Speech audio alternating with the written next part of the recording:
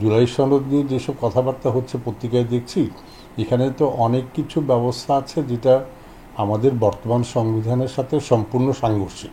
যেমন দ্বিকক্ষ বিশিষ্ট পার্লামেন্টের কথা বলা আছে, উচ্চকক্ষে পিআর পদ্ধতিতে নির্বাচনের কথা বলা আছে, রাষ্ট্রপতির ক্ষমতা বাড়ানোর কথা বলা আছে, প্রধানমন্ত্রী 2 টার্মের বেশি থাকতে পারবেন না, 2 মেয়াদের বেশি।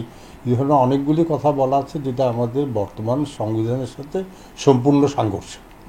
যেটা নোট অফ ডিসেন্ট দিয়েছে, নোট অফ ডিসেন্টটা তারা তুলে নিল, সব রাজনৈতিক দলগুলি একমত হলো এবং গণভোটে সবাই এটাকে পাশ করলো। কিন্তু সংবিধানের সাথে তো এর বিরোধিতা থাকবে, তখন ওই বিধানগুলির কি হবে? একটা দেশের সেই আইনটাই সংবিধান, এটা ওই দেশের সর্বোচ্চ আইন। এবং সর্বোচ্চ আইন বলতে বোঝায় যে এই আইনের সাথে অন্য যে কোনো আইন, এমনকি সংবিধান সংশোধনী আইনও যদি সাংঘর্ষিক হয় তাহলে সেটা বাতিল হয়ে যাবে।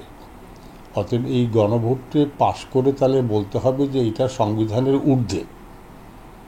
অর্থাৎ আমাদের দেশে একটা ফার্স্ট ক্লাস সংবিধান থাকবে যেটা ঊর্ধ্বের, গণভোটে যেটা, আর একটা হলো সেকেন্ড ক্লাস সংবিধান থাকবে যেটা এখন সংবিধানে আছে, তাই তো? এইরকম আজগুবি আইনি ব্যবস্থা দুনিয়ার কোনো দেশে নাই।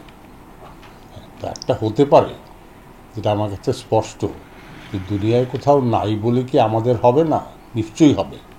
যেমন লোকে রকেটে করে চাঁদে যায়, তো আমরা আলোচনা করতে পারি সারা বছর ধরে বা 50 বছর ধরে যে বাঁশের মই বেয়ে কেমন করে চাঁদে যাওয়া যায়। এই আলোচনাটা আমরা নিশ্চয়ই করতে পারি। এবং কেউ বলতেছে যে অন্যরা রকেটে গেছে, এখন আমরা বাঁশের মই দিয়ে যেতে পারবো না, সেটা তো আমরা চেষ্টা করে দেখি।